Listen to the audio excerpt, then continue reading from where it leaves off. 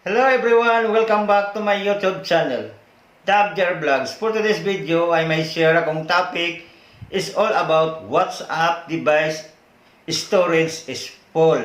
Kung ano ang storage mo, hindi ka na makasend or makatanggap ng messages. Pero don't worry, tutulungan ko kayo na maayos ito. Kung interesado kang malaman, ay panoorin mo ang buong detalye sa video na ito kung paano ito ayusin ang problema. Ipakita ko sa inyo ang WhatsApp ko. At yan, kita nyo, nasiyak ako.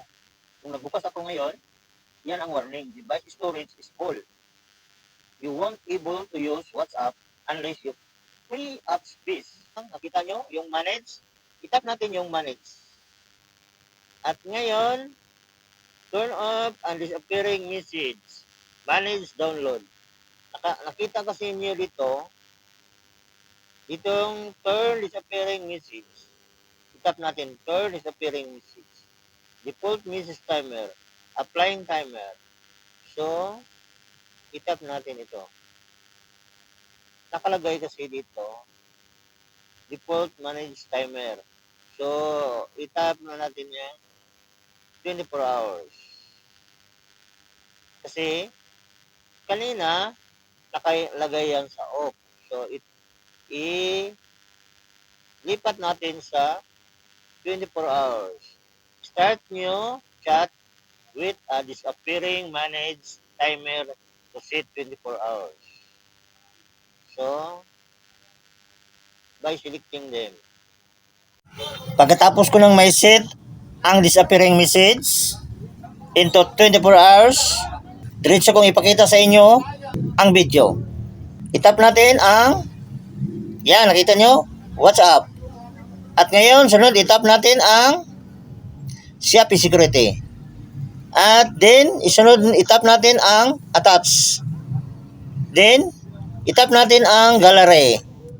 Ang sunod, hanap tayo ng video. Ito pa rin. Itap natin ito. At itap natin dito sa baba, ang send. At antayin natin matapos. Yan. Ayan, nakita nyo?